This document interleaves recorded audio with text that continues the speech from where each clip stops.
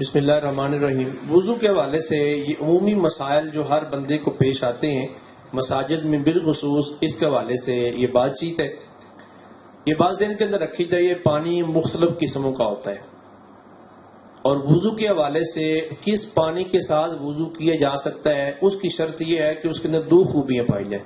دو خوبیاں یہ کہ ایک طاہر بھی ہو اور ایک مطہر بھی ہو۔ طاہر اور مطہر کیا ہوتا ہے؟ طاہر ہوتا ہے پانی جو خود پاک ہوتا ہے لیکن کسی کو پاک نہیں کر سکتا۔ مطہر پانی وہ ہوتا ہے جو خود پاک بھی ہوتا ہے اور دوسرے کو پاک بھی کر سکتا ہے۔ اس کی مثال مطہر پانی کون سا ہے؟ آسمان سے گرنے والا پانی، برف کا پانی، اولوں کا پانی، بشرطے کہ برف وہ پاکستانی برف نہ ہو جو پانی جوہر کے گندے پانی سے بنائی جاتی ہے، وہ آسمان سے گرنے والی برف ہے، وہ اولے اس سے مراد ہے۔ اسی طریقے سے یہ جو پانی زمین سے نکلتا ہے، چشمہ ابل پڑا، یا آج کل کے دور میں ہم اس کا بورنگ کرتے ہیں تو اس کے بعد پانی نکل آتا ہے، تو یہ پانی جو ہے طاہر بھی ہے مطہر بھی ہے، بشرطے کہ اس کے اندر کوئی گندگی کے اثرات ظاہر نہ ہو۔ ایک پانی وہ ہوتا ہے جو بندہ استعمال کر لیتا ہے، جب استعمال کر لیتا ہے تو اس کی دو صورتیں ہیں کہ وہ اس نے جو استعمال کیا ہے اس سے اپنے جسم کی گندگی کو دور کیا ہے، نجاست کو دور کیا ہے، تو پانی ظاہری بات ہے نجاست کے ساتھ لگ کے پلید ہو جاتا ہے۔ ایک دوسری صورت ہے کہ اس نے اپنے جسم سے پلیدگی کو دور نہیں کیا بلکہ وضو کیا ہے، تو وضو تو اس کے اندر بندہ پلید نہیں ہوتا، بندہ اپنے چہرے کے اوپر، اپنے ہاتھوں کے اوپر، اپنے پاؤں کے اوپر پانی بہاتا ہے اور سر کا مسح کر دیتا ہے تو یہ بندہ باوضو ہو جاتا ہے۔ اب اس نے کوئی گندگی کو دور نہیں کیا بلکہ اس نے حکمی طور پہ جو نجاست تھی اس کو دور کیا ہے۔ یہ پانی جو اس کے جسم کے ساتھ لگ کے جدا ہوا ہے، اس کو کہتے ہیں پانی مائع مستعمل، استعمال شدہ پانی۔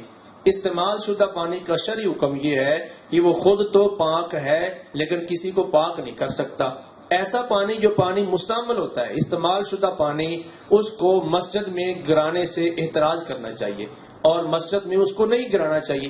عمومی طور پہ ہمارے ہاں مساجد شہروں میں جگہ تنگ ہوتی ہے تو مساجد میں جہاں نماز پڑھی جاتی ہے اس کے ساتھ وضو کرنا ہوتا ہے، لوگ وضو کرتے ہیں اور پانی منہ سے ٹپک رہا ہوتا ہے، ہاتھوں سے ٹپک رہا ہوتا ہے اور ساتھ فوری طور پہ مسجد میں داخل ہو جاتے ہیں، صفوں کے اوپر دیگر جگہوں پہ پانی گر رہا ہوتا ہے۔ یہ خلاف ادب ہے، ایسا نہیں کرنا چاہیے۔ اسی طریقے سے لوگ وضو کرتے ہوئے دوسرے کا احساس نہیں کرتے، پانی جھاڑتے ہوئے دوسروں کے اوپر گرا رہے ہوتے ہیں۔ یہ انسان کو جو بے ادبی کے زمرے کے اندر آتا ہے اور اخلاقی طور پر اسے یہ زیب نہیں دیتا کہ وہ اپنے وضو کا پانی دوسروں کے اوپر گرائے۔ ایسے ہی وضو کرتے ہوئے اتنے زور سے چھینٹے مارتے ہیں کہ دوسرے بندے کے کپڑوں کے اوپر اور بدن کے اوپر بھی وہ چھینٹے پہنچ رہے ہوتے ہیں۔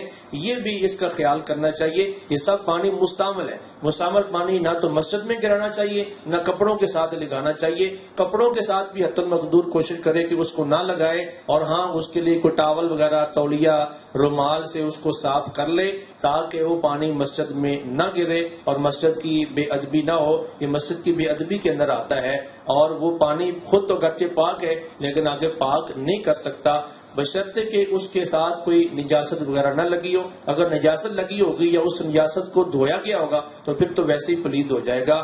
یہ اس کے عمومی مسائل ہیں جو ہمارے معاشرے میں عام پائے جاتے ہیں۔ اللہ تعالی ہمیں اس کو سمجھ کر صحیح طریقے سے ہر چیز کا ادب و احترام کرنے کی توفیق عطا فرمائے۔